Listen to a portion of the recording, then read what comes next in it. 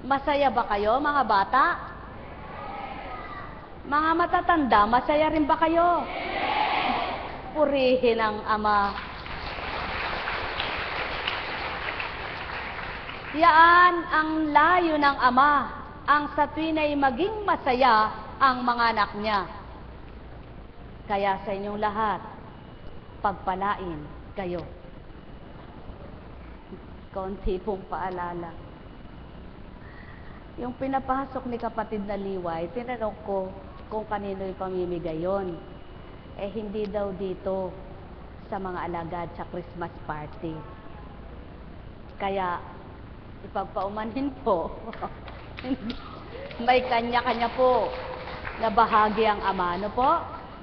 Kaya, hindi po namin yung tinago, hindi ko tinago, kung hindi yun ay may pasubali. Ano? Sapagkat, pag para sa inyo, ilalahad ko lahat. Ipagkakaloob ko. Ngunit kung para sa hindi sa inyo, at may pinatutungo at pinatutungkulan, ay doon ibibigay. Buhay ba ang Ama? Kaya, sa inyo pong lahat, nawa,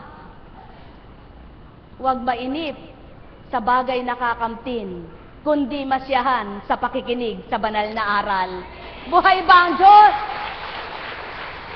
Sapagkat kailangan unahin munang pakainin ng kaluluwa bago pakainin ng katawan. At kasabay ng pagpapasaya ng katawan, maaring sumabay din ang kaluluwa. At kung nais niyong lumakas ang inyong katawan, magnais din kayong magpalakas ng kaluluwa niyo. Kung nais niyong mabuhay ang katawan niyo, ibuhayin din ninyo ang kaluluwa niyo. Kung nais niyong gumaling ang katawan niyo, ipagalingin niyo rin ang kaluluwa niyo.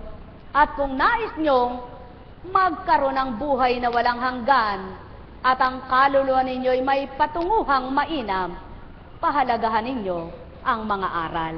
Buhay ba ang Ama? Kaya, muli sa inyong lahat, nawa, maging nasa labas ka man, sa tagiliran, sa harapan, kung nasaan ka man, maririnig mo dahil malakas ang tinig.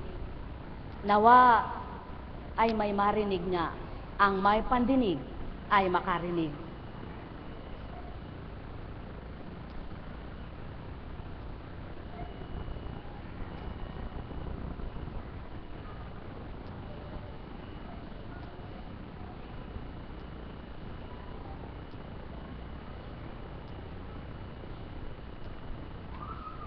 Maliwanag na si Maria ay inangkupan ng Ama ng kapangyarihang mula sa Kanya sa pamamagitan ng Espiritu niya. Kaya nagkaroon siya ng pagtitibay na tanggapin ang isisilang na Emmanuel. At gayon din itong si Jose. Inangkupan niya ng pagtitibay at pagpapahalaga.